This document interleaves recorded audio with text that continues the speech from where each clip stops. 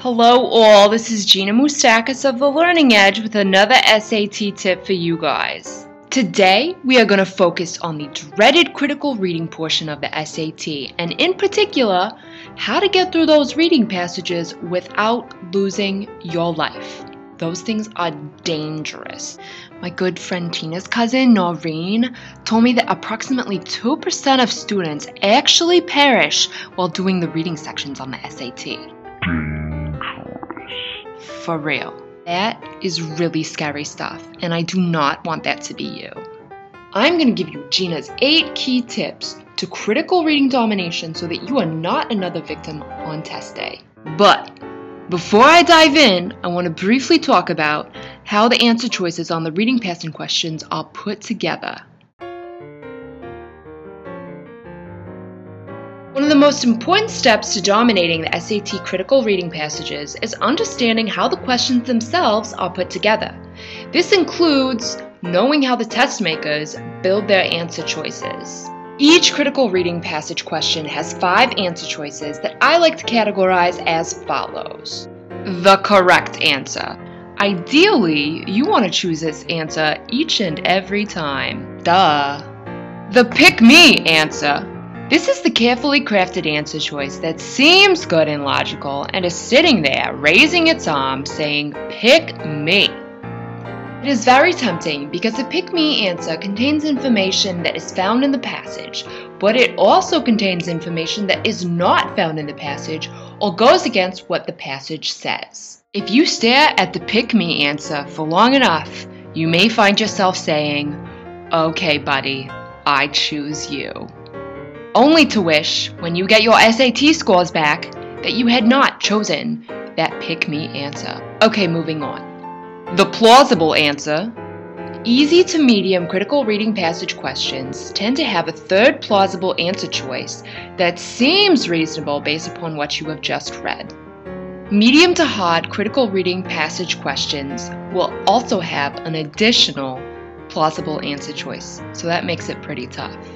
The what the heck answer? This answer choice you can probably eliminate right away because it makes no sense whatsoever. And finally, a repeat of the plausible or what the heck answer. Alright, at this point, you are probably wondering, okay Gina, I know how to characterize reading passage answer choices, but how is this going to help me choose between the right answer and the pick-me answer? I always come down to this 50-50 dilemma. This is where Gina's 8 key tips for critical reading domination come in handy. Alright, tip numero uno. Come up with your own answers. Write it down. It is hugely important that you write down your own answer to the critical reading passage questions before you look at any of the answer choices that they have provided for you. This will help avoid falling into the little traps that they have set for you, which they do all the time. After you have read a critical reading passage question, do not look at the answers.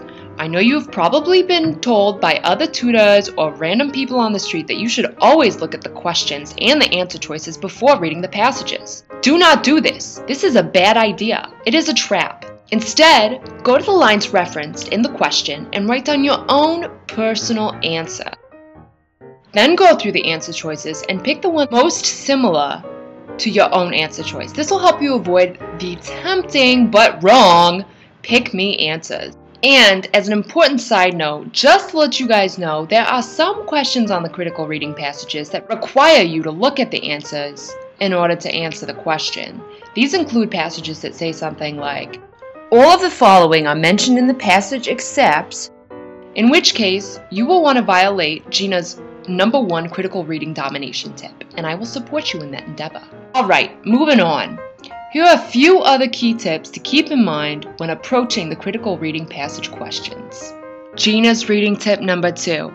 Read the entire passage before you look at the questions. As I mentioned before, you have probably heard from other tutors or random people on the street that reading the questions and the answer choices before you read the passage is a good idea.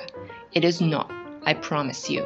It will fill your head with wrong ideas. Read the passage first before you look at the answers and the questions. Gina's reading tip number 3. Mental toughness is key. Do you find that you do well on reading passages that you find interesting and do horribly on ones that bore you to tears? You are not alone. This is a very common problem. The SAT tests your mental toughness in a way that is very similar to the way athletic competitions test your mental toughness. If you are not in the game, the SAT will eat you alive. Seriously, I know this is going to sound like some foofy, touchy-feely Zen junk, but it's true. If you are experiencing negative emotions about some of the reading passages, then it will be a very difficult and very painful process for you. If you instead go in with the attitude that you love the passages and that you are going to give them all the tender loving care that they deserve, answer all of the silly little questions correctly, laugh at the pathetic little passages as you accumulate all your points so easily, then you will indeed have the last laugh. So follow Gina's reading tip number 3. Don't be a hater, be a lover. Enjoy the reading passages. Alright, moving on to reading tip number 4. For most nearly means questions, insert your own word for the answer. They're going to look something like this. In line 8, the word brilliant most nearly means. Be sure that you do not jump the gun and simply select the definition that you most closely associate with the word. After you have not looked at the answer choices, go back to the passage where the word is referenced and write in your own definition. After that, look at the answer choices and choose the word that is closest in definition to yours. Okay.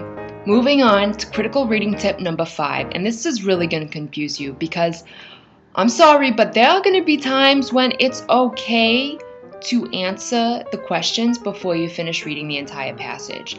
And this is true for only one type, and that's when you have double reading passages. Let me show you what I mean. I would recommend reading passage 1, answering the questions only directly related to passage 1.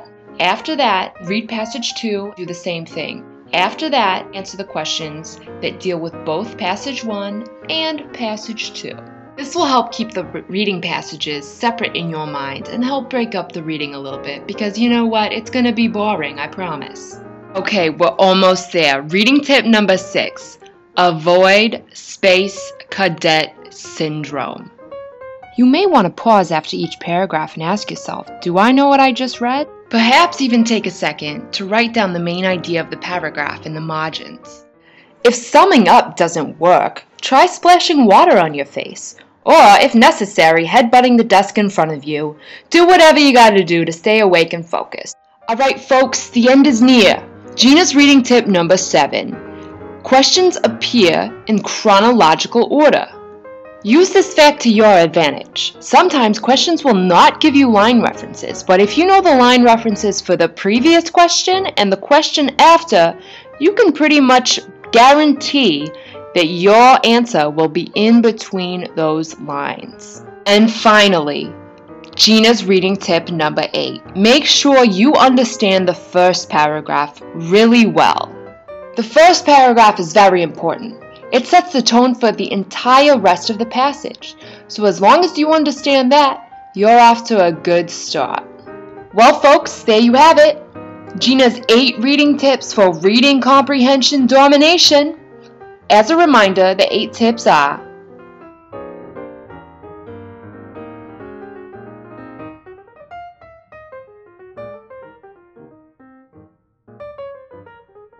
study these tips and try some practice reading passages. I am sure that you will find that these passages are not that hard after all.